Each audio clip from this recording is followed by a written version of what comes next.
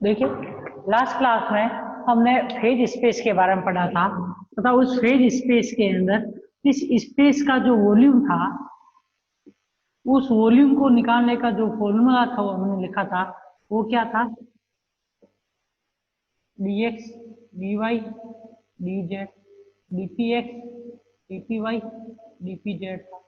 अब देखो ये वॉल्यूम में जो है ये क्या है, दो प्रकार के वॉल्यूम से मिक्स्ड है। एक तो इसका है पोजीशन, पार्टिकल की पोजीशन के कारण जो वॉल्यूम है पोजीशन वॉल्यूम, जो कि किसके रूप में लिखा जाएगा? dx dy dz के रूप में लिखा जाएगा। एक आपका जो इसके अंदर वॉल्यूम है वो कौन सा है? मोमेंटम स्पेस के कारण वॉल्यूम, मोमेंटम वॉल्यूम। उसको जो आप लिखोगे कैसे लिखोगे? dpx dpy या dpz के रूप में लिखोगे। ठीक है।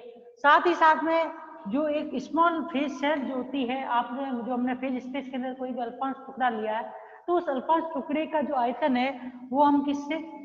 h क्यूब से लिखते हैं। और ये तीन जो घात है ये किसको बताती है? डिग्री ऑफ फ्रीडम को बताती है। मतलब पार्टिकल की जितनी डिग्री ऑफ फ्रीडम है उतनी ही घात क्या होगी? h के ऊपर आएगी। ठीक है। साथ में आपको ये ध्यान रखना है कि डिग्री ऑफ फ्रीडम जो होती है वो f जो होती है वो क्या होगी? इसके अंदर दो प्रकार की होगी। एक तो पोजीशन के ऊपर पार्टिकल की, दूसरा पोजीशन का मोमेंटम। क्योंकि फेज स्पेस जो होता है वो मोमेंटम और पोजीशन दोनों का युग्मित स्पेस होता है। तो उस कंडीशन में तीन एक्सेस तो पोजीशन जो एफ एक्सेस जो होगी या F degree of freedom position की भी होगी, एफ डिग्री ऑफ फ्रीडम जो है वो क्या होगी? मोमेंटम की भी होगी। तो उस कंडीशन में 2f एक्सेस जो होती है वो क्या होती है? एक फेज स्पेस के अंदर होती है। अब देखो तो इसका मतलब अगर 2f एक्सेस एक फेज स्पेस के अंदर है तो आपको ये ध्यान रखना है कि dv जो कि एक स्मॉल अल्पांश या फिर आप वो एक फेज सेल लेते हो किसी भी फेज स्पेस के अंदर, तो फेज स्पेस का जो एक सेल का वॉल्यूम जो होता है वो क्या होता है? hf के बराबर, मतलब डिग्री ऑफ फ्रीडम की घात के बराबर होता है। अब ये only for only one particle के लिए। ऐसे कैसे? अगर आपके पास n पार्टिकल होंगे तो dv में h की पावर क्या आ जाएगी? nf आ जाएगी। यहां तक हमने कल पढ़ लिया था। अब देखो इसके ऊपर डिपेंडेंट एक क्वेश्चन जो है वो काफी बार एग्जाम में पूछा गया, सबसे इंपॉर्टेंट क्वेश्चन है।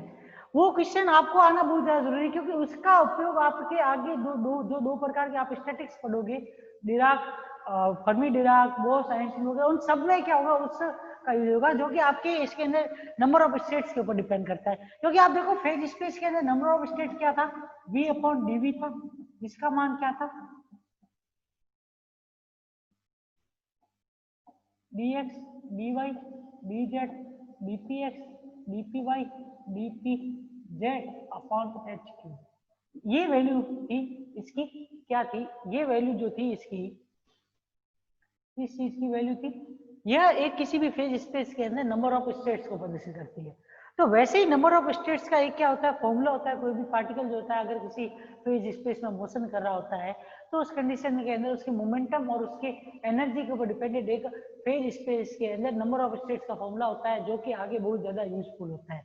उसके बाद काफी बार आपके जेएनयू के पेपर में बहुत बार उसके ऊपर न्यूमेरिकल क्वेश्चन पूछा जा चुका है, तो वो आपको आना बहुत ज्यादा जरूरी है। देखो क्वेश्चन पूछने का तरीका क्या है, क्योंकि एनर्जी और मोमेंटम एक प्रकार से एक दूसरे से रिलेटेड होते हैं, तो इसके ऊपर जो क्वेश्चन भी पूछा जाता है वो आपके इसके मिक्सअप रूप में पूछा जाता है। तो देखो कैसे पूछा जाता है। इस क्वेश्चन के अंदर क्या है? ये दिया गया है कि कोई भी एक पार्टिकल है, एक कण जिसका द्रव्यमान क्या है? m द्रव्यमान है, और कहाँ स्थित है? v वॉल्यूम के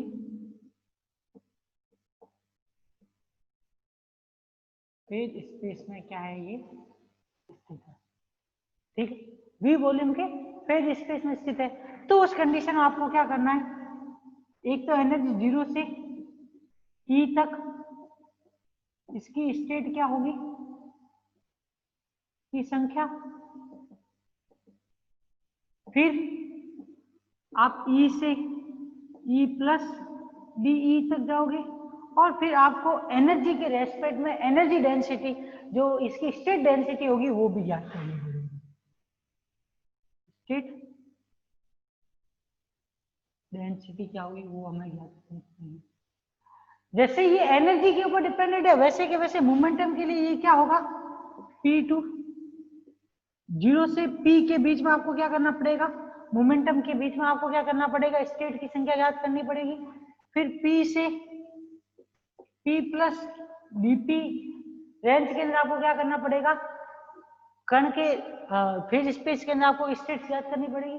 और उसके बाद में आपको इसके अंदर भी क्या करनी पड़ेगी, एक प्रकार से मोमेंटम के रूप में आपको क्या करनी पड़ेगी, स्टेट डेंसिटी ज्ञात करनी पड़ेगी। देखो यहाँ पे स्टेट डेंसिटी कुछ भी नहीं, अवस्था का घनत्व कुछ भी नहीं है। जैसे आप एक वॉल्यूम के अंदर देखते हो तो वॉल्यूम के अंदर डेंसिटी जो होती है वो v के ऊपर डिपेंडेंट होती है, पर यहाँ पे ये स्टेट डेंसिटी जो एनर्जी और मोमेंटम, किसी एनर्जी रेंज के अंदर पार्टिकल की संख्या और किसी एनर्जी रेंज के अंदर पार्टिकल की स्टेट संख्या और किसी मोमेंटम रेंज में पार्टिकल की स्टेट संख्या जो होती है वही क्या कहलाती है, यहाँ पर इनकी स्टेट डेंसिटी कहलाती है। आपको इसमें ध्यान रखना है।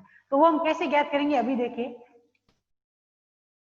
तो देखिए इसके अंदर जो ये फेज स्पेस की डिपेंडेंसी है उसके आधार के ऊपर इसके अंदर वॉल्यूम, किसी वो फेज स्पेस की भी वॉल्यूम के अंदर कितने नंबर ऑफ स्टेट है एनर्जी रेंज और मोमेंटम रेंज के अंदर, वो हमें ज्ञात करने हैं। तो वो हम क्या कर सकते हैं, वो इस फेज स्पेस के जो वॉल्यूम, इसमें यूनिट सेल की वॉल्यूम फेज स्पेस की तथा फेज स्पेस का खुद के वॉल्यूम के ऊपर डिपेंड जो फॉर्मूला होता है उसी के आधार से ज्ञात कर सकते हैं।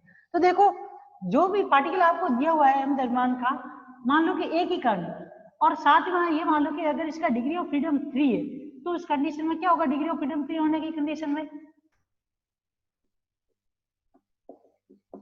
ये m द्रव्यमान का कण है, इस कण के पास में डिग्री ऑफ फ्रीडम कितनी है 3, तो उस कंडीशन में मोमेंटम की अक्षय कितनी होगी 3, पोजीशन के लिए अक्षय कितनी होगी 3, उस कंडीशन में फेज स्पेस का वॉल्यूम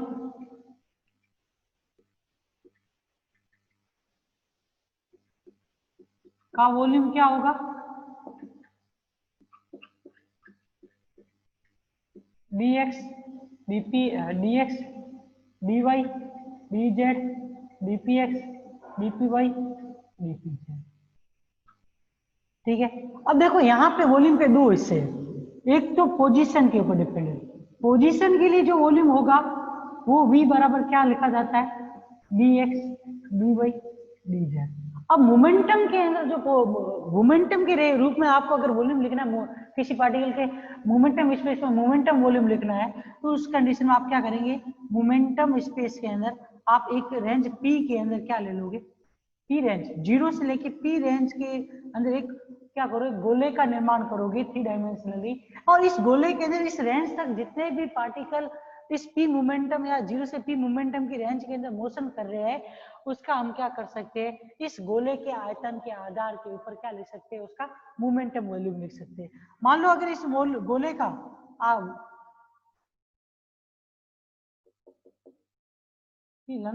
मोटाई जो अगर dp है, तो उस कंडीशन में आपको मालूम होना चाहिए कि जो ये मोमेंटम है या फिर मोमेंटम स्पेस है उसके अंदर मोमेंटम वॉल्यूम dpx dpy तथा dpz है, उसको किस प्रकार से लिख सकते हो, इस गोले का एरिया 4πp² होता है, 4πr² के रूप में लिखते हो, पर यहाँ पे जो रेडियस ली जा रही है या फिर यहाँ पे ये जो लिया गया है गोला, ये किसके रूप में लिया गया, मोमेंटम त्रिज्या, मोमेंटम रेडियस के रूप में लिखा गया, साथ में क्या लिखोगे dp।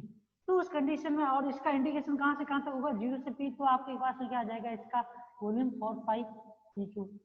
एक तो आप इस तरीके से लिखो, नहीं तो डायरेक्टली आप देखोगे तो गोले की रेडियस क्या है p है, तो उस कंडीशन में इस गोले के अंदर जो भी पार्टिकल मोशन कर रहे हैं उनके मोमेंटम का वॉल्यूम क्या आ जाएगा, 4/3πp³, जो कि एक गोले का ही वॉल्यूम होता है। तो यहाँ से इस vp का मान किसके बराबर आ जाएगा, v डॉट 4/3πp³। ठीक है, ये तो फेज स्पेस का वॉल्यूम निकल गया।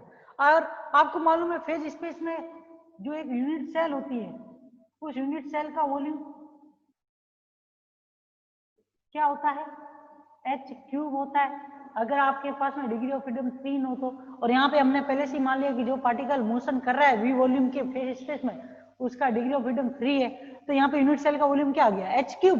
जब यूनिट सेल का वॉल्यूम एच क्यूब आ गया तो उस कंडीशन के अंदर आपके इसके अंदर रेंज 0 से p तक स्टेट नंबर क्या होगी, g ऑफ p। क्योंकि ध्यान रखना किसी किसी बुक में नंबर ऑफ स्टेट n से लिखा जाता है, किसी किसी में g से लिखा जाता है, तो कोई फर्क नहीं पड़ता। एक को आप g से लिखोगे तो भी वही बात है और n से लिखोगे वही बात है। और कोष्टक में p का मतलब मोमेंटम के अंदर, मोमेंटम वाली रेंज के अंदर आपका जो नंबर ऑफ स्टेट्स है वो क्या है, और अगर ई लिखा हुआ होता तो एनर्जी स्टेट के रूप में आपके नंबर ऑफ स्टेट्स क्या है, वो यहाँ पे ई और पी को क्या करेंगे, आपके प्रदर्शित करेंगे। पी और ई का यहाँ पे ये मतलब होगा। तो जीपी बराबर आप क्या लिख सकते हो, GP upon DV unit cell का वॉल्यूम, तो B upon H cube dot 4 pi P cube. अब देखो ये तो क्या हो गया, 0 से p रेंज के लिए आपके पास में कितनी नंबर ऑफ स्टेट्स होगी, वो निकल गई 3 डायमेंशनली आप कह सकते हो।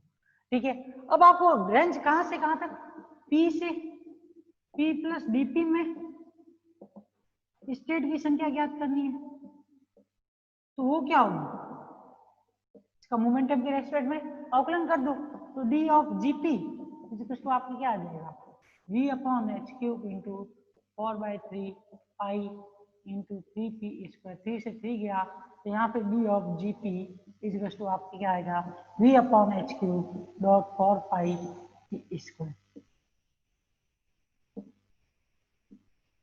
ये क्या आ गया, किस रेंज में, p से p प्लस dp रेंज के अंदर आपके क्या आ गई, नंबर ऑफ स्टेट्स आ गई।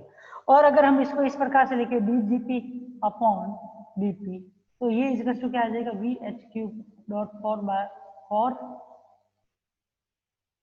पाई p स्क्वायर। और ये वैल्यू जो होती है ना dgp अपॉन dp बराबर v अपॉन एच क्यूब 4 पाई p स्क्वायर, ये किसको बताती है, स्टेट डेंसिटी को किस टर्म्स के रूप में, state density in terms of momentum. ठीक है, अब देखो ये तो मोमेंटम के ऊपर ये सारी निकल गई। अब आपको मालूम हो तो एनर्जी और मोमेंटम क्या होते हैं, एक दूसरे से रिलेटेड होते हैं। काइनेटिक एनर्जी के अंदर कोई भी पार्टिकल मोशन कर रहा है तो आपको मालूम होगा कि एनर्जी जो होती है वो क्या होती है, मोमेंटम का function P square upon 2m के रूप में लिखा जाता है। तो यहाँ से p बराबर p स्क्वायर बराबर क्या आ जाएगा, 2m e आ जाएगा।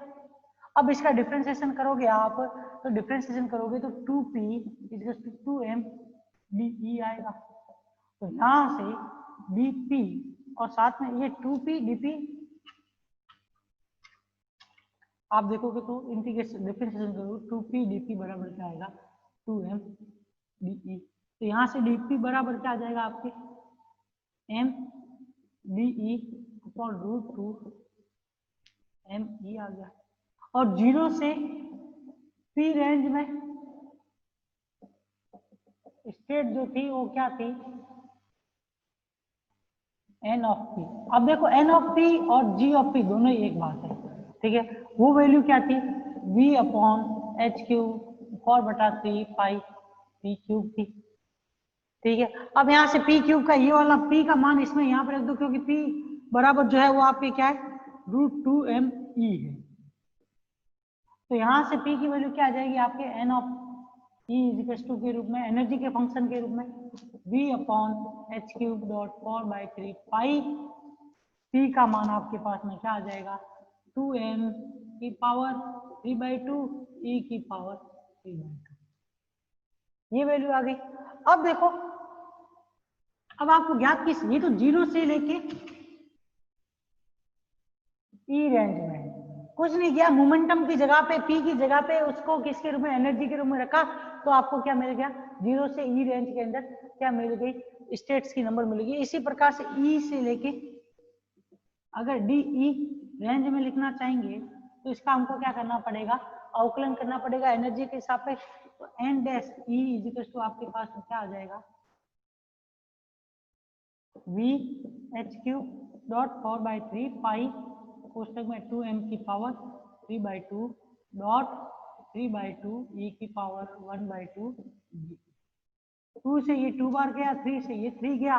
तो अब देखो ये जो एनर्जी आएगी या फिर ये एनर्जी के रूप में नंबर ऑफ स्टेट्स आएगी, वो क्या होगी, n dash e is equal to v upon H cube 2 pi 2m की पावर 3/2 e की पावर 1/2 v। ये रेंज E से E प्लस BE रेंज के अंदर क्या है, नंबर ऑफ स्टेट्स है। रेंज कौन से कहां तक,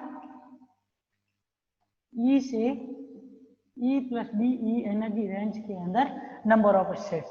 अगर आप एनर्जी डेंसिटी के एनर्जी या फिर आप एनर्जी के टर्म में पार्टिकल स्टेट की डेंसिटी लिखना चाहते हो तो वहां पे dn डैश E या फिर n डैश E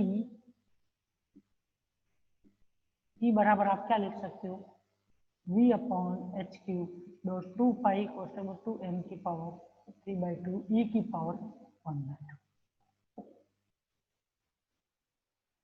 ये जो हमने फॉर्मूले लिखे थे अभी जीपी के रूप में और ये एन डबल डैश ई के रूप में, ये फॉर्मूला सबसे ज्यादा इंपॉर्टेंट है और इसके ऊपर आपके फर्मी डिराक और मैक्सवेल वोल्टेज मान, ये सारी की सारी स्टैटिस्टिक्स इन्हीं फॉर्मूलों के ऊपर डिपेंडेंट होगी। आप जब आगे इसके अंदर स्टैटिस्टिकल के अंदर पढ़ोगे तो ये आपको याद रखना बहुत ज्यादा जरूरी है, ठीक है ना।